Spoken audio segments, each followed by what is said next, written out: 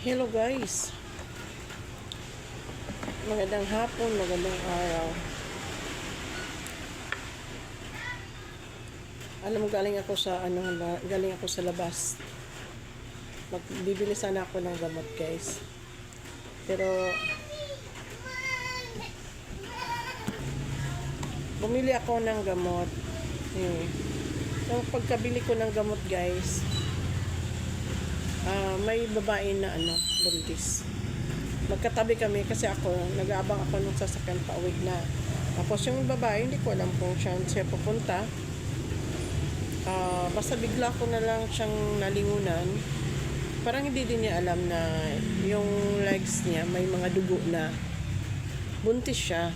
Oo, siguro kabuwanan niya na. Hindi niya naman na-expect na ngayon araw na to siya umano.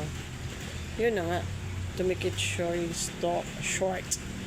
Yun na nga, nung sinabi ko sa kanya na may dugo ka sa binti, alam mo sagot niya sa akin, hala, manganganak na siguro ako. Manganganak na daw siya. Sana all, ako nataranta. Siya ang sagot niya lang, ay baka manganganak na ako. Nung nakita niya ng dugo sa binti niya, saka na siya nagpanic at doon niya na na-feel yung pain, yung sakit niya sa tiyan niya. Parang hindi na siya makatayo guys, nakaupo na lang siya. Wala talagang tumulong. Siyempre ako yung katabi niya, ako na nagkusang loob na tumulong sa kanya. Pero pinagsabihan pa ako ng mga tao na, huy, huwag kang makialam dyan, huwag mong pakialam kasi may re-rescue naman dyan. Nakita ko yung babae na mimilipit na sa sakit ng tiyan, huminga na nga ng tulong sa akin. Baka daw may sumigaw naman, ay naku, mahawa ka dyan, mahawakan mo yung dugo, baka may may sakit, mahawaan pa daw ako. Hindi, wala na sa isip ko yun guys, kasi nakita ko yung babae na mimilipit na sa sakit.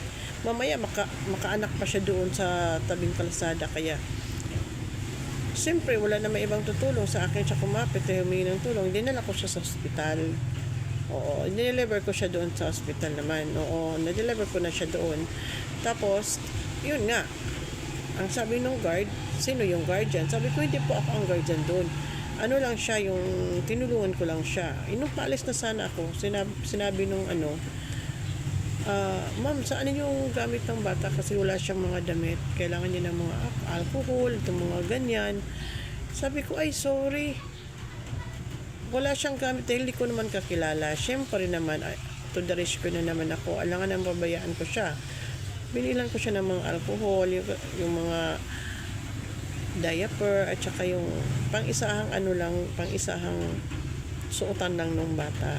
Saka na ako umalis. Sabi ko, guard, hindi po ako ang guardian yan. Concerned citizen lang po ako niyan.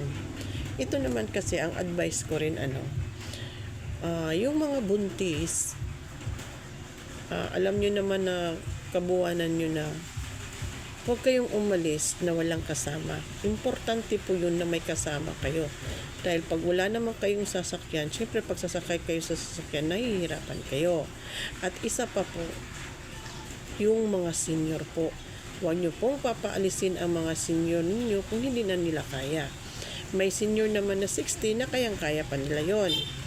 Pero may senior na nga na 70, ay huwag nyo nang paalisin ng bahay kung wala siyang kasama. Syempre naman, paano sila sa kalsada? Walang tutulong sa kanila guys. Yan lang po ang advice ko. Sana po huwag nating paalisin yung ating mga senior na nag-iisa. Kasi ang nanay ko, hindi ko 72 years old, hindi ko pinapaalis yun ng mag-isa. Kailangan may kasama siya. Kasi iba na yung lakas nila, iba na yung lakad nila, at saka iba na rin yung paningin nila. Ganon yun. Tsaka yung mga buntis kayo guys, pag mga buntis, kabuwanan nyo na huwag na kayong umalis ng bahay na walang kasama. Alam mo ba guys, buti na lang kamo may 500 pesos ako. Ang nabayaran ko sa taxi is 140.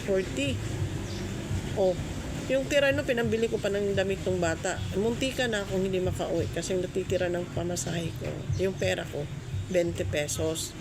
Buti na lang, 20 lang, 10, dahil 2 rides, 10 lang yung nabayad ko. Pagdating ko dito, wala pa akong nabili na gamot, wala. At saka, hindi ko naman pinagsisihan kasi safety naman yung buntis. At siguro nanganganak na siya ngayon, hindi ko alam.